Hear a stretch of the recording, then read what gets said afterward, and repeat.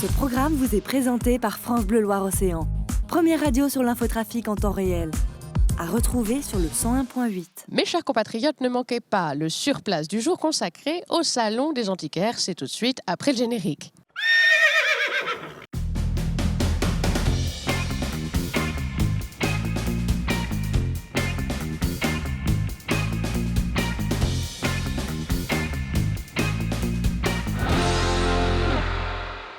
Bonjour à tous et bienvenue dans Surplace, l'émission qui se déplace au gré de l'actualité. L'actualité aujourd'hui, c'est le Salon des Antiquaires et du Design qui a lieu à la Cité des Congrès tout le week-end. On vous propose une petite balade au milieu de ces antiquaires qui sont des passionnés d'objets. Ils ont mis l'histoire à raconter et c'est un véritable musée à ciel ouvert. C'est parti pour la balade.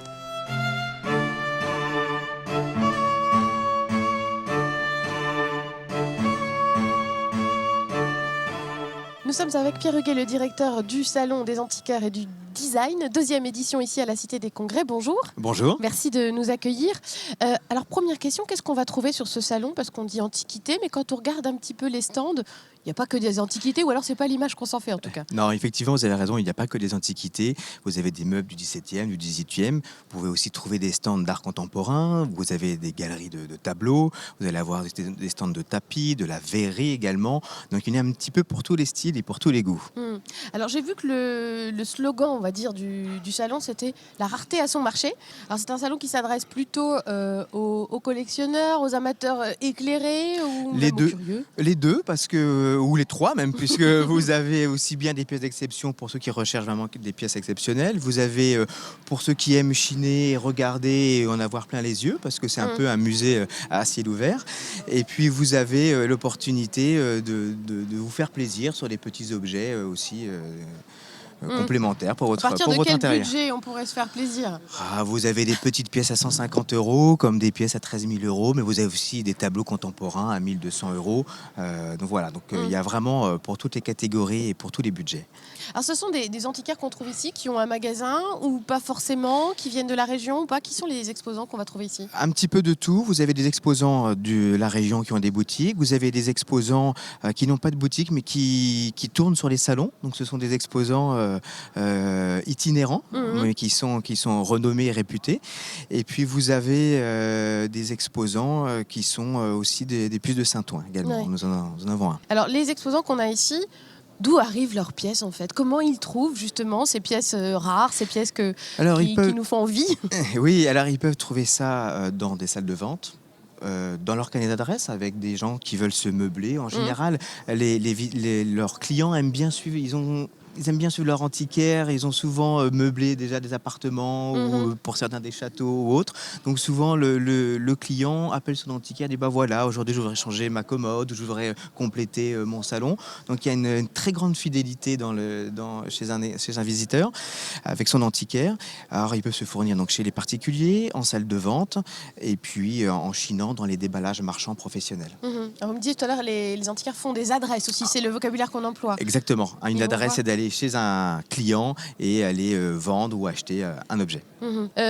Des antiquaires qu'on trouve peut-être moins dans les centres-villes aujourd'hui. On a peut-être plus besoin justement des salons pour faire ces emplettes. C'est vrai que c'est une tendance, il y en a de moins en moins dans les centres-villes. Il y en a malheureusement de moins en moins et c'est vrai que l'objectif c'était un peu de redynamiser un petit peu le secteur et de proposer en région des salons de qualité pour que les gens puissent de nouveau redécouvrir le plaisir de chiner et d'avoir des objets un peu atypiques et qui changent de l'ordinaire dans leur intérieur.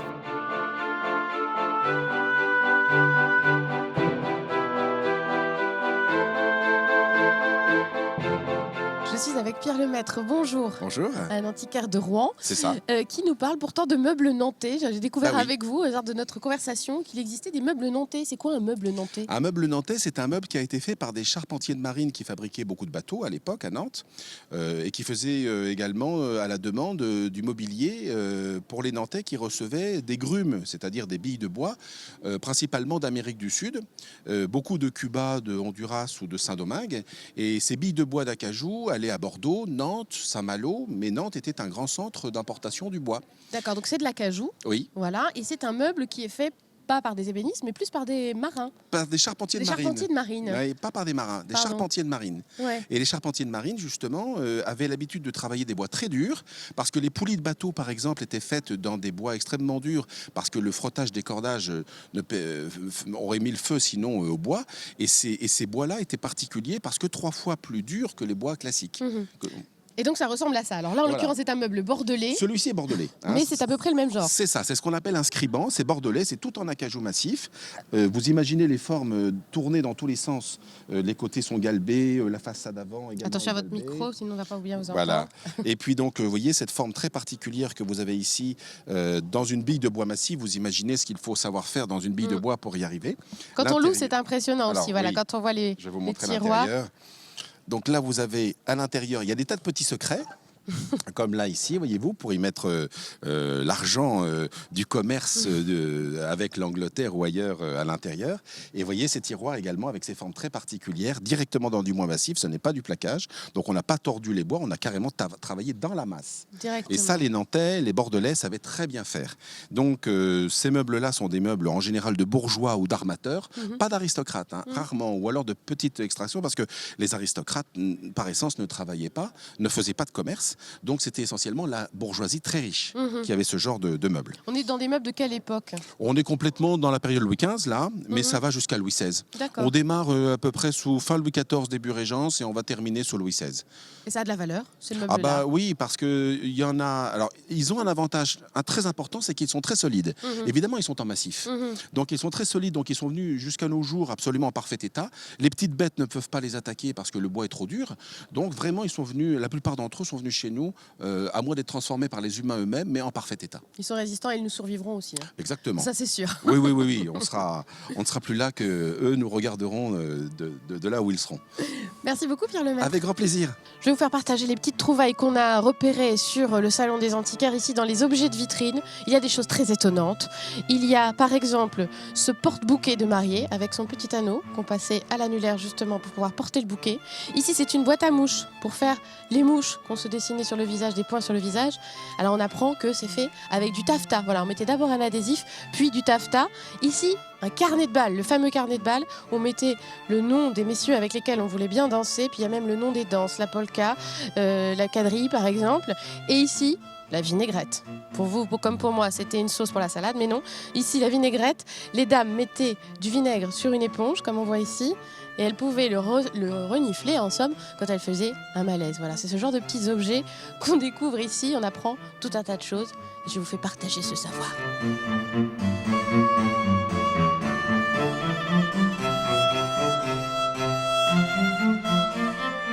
Je suis avec Annick Boisguérin qui est antiquaire à Guérande depuis 50 ans, qui organise aussi à Guérande un salon d'antiquaires. Bonjour d'abord et merci de nous accueillir. Vous êtes, comme on le voit, spécialisé dans le verre. Alors là, on est dans des verres de quelle matière et de quelle époque? Alors, essentiellement une époque 19e, tu vois. Les matières, vous aurez du cristal de Baccarat ou de Saint-Louis, un peu de sèvres et ce qu'on appelait également du demi-cristal. C'est un verre de belle qualité ou du verre pour tout ce qui est verre de bistrot. Alors, vous nous avez dit une chose étonnante tout à l'heure, qu'on va quand même donner cette information aux téléspectateurs, c'est qu'à l'inverse de ce qu'on pourrait croire, les plus petits verres étaient les verres à vin et les grands verres étaient les verres à eau. Et en fait, voilà, c'est un peu l'inverse de ce que vous Voilà, ce que vous utilisez à l'heure actuelle, ou ce que les personnes utilisent à l'heure actuelle en verre à vin, ce sont les verres à eau. Les quantités de vin étaient totalement différentes. Quand on dressait une table, on buvait beaucoup de sortes de vin, donc on les buvait en petite quantité. Il était mal élevé de laisser du vin dans son verre, donc on buvait tout ce qu'il y avait, donc on ne pouvait pas avoir de très grands verres. Alors, ces verres, évidemment, on a envie de se dire, combien ça coûte? Est-ce qu'on peut en acquérir? C'est finalement moins cher que du cristal actuel. Voilà. Donc, le verre coûte en cristal de Baccarat ou de Saint-Louis entre 25 le petit verre, le verre à vin blanc, 35 le verre moyen, je vous dis en général, et le verre à eau vaut de 50 à, dans les verres exceptionnels, 90 €, sinon c'est entre 50 et 60 €. Donc un verre à l'heure actuelle, quand vous voulez de la même qualité, c'est-à-dire un Harcourt ou un Tommy, vaut en général 180 €, quelle que soit la taille. Donc le verre ancien est exact, moins cher.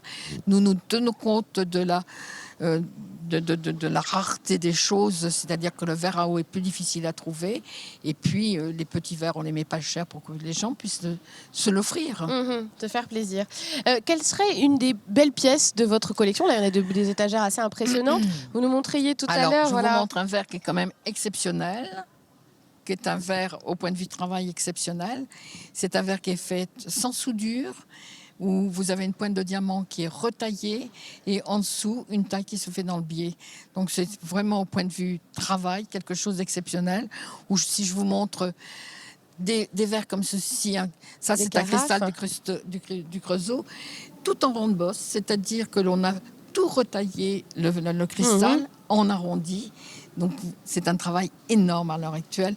Il y a presque plus de personnes qui savent travailler et faire ce travail-là. Ça, c'est Creusot. Le Creusot, c'est une cristallerie qui est assez intéressante. Elle a été créée par Marie-Antoinette au Creusot et enfermée en 1829, parce que la première OPA, c'est Saint-Louis et Baccarat qui l'ont fait sur Creusot et ont fait fermer le Creusot. Alors, ce qui est formidable avec les antiquaires, c'est qu'il y a toujours des histoires à raconter au-delà des objets, de la présentation des objets. voilà. En fait, on revisite aussi l'histoire. L'histoire, Finalement. et puis c'est intéressant que les personnes connaissent ce qu'ils achètent, parce Oui. qu'ils deviennent amateurs et recherchent après. Le Creusot, c'est une cristallerie rare, donc c'est intéressant. Alors aussi, on va poser une question très pratique. Est-ce qu'on peut mettre le cristal au lave-vaisselle? Alors je dis oui, Oui. si vous ne l'avez que du cristal, et si vous l'avez avec uniquement du vinaigre blanc. Voilà. Voilà. Pas de produits Pas de produits, détergents, tout ça. surtout. Du vinaigre Surtout. blanc, mais ça Sinon, passe au lave-vaisselle voilà, quand même. vous pouvez le faire. Sinon, vous blanchiriez votre cristal ou votre verre. Eh ben, merci beaucoup, Annick, de nous avoir transmis un peu de votre savoir sur le cristal. Merci. Merci. Et si vous voulez venir à ce salon, il a lieu tout le week-end à la Cité des Congrès à Nantes. Et si vous voulez aussi faire des achats, on vous conseille de jouer au loto. C'est vendredi 13, vous aurez peut-être de la chance et vous pourrez acquérir un bel objet. Excellent week-end, à très bientôt sur Télé Nantes.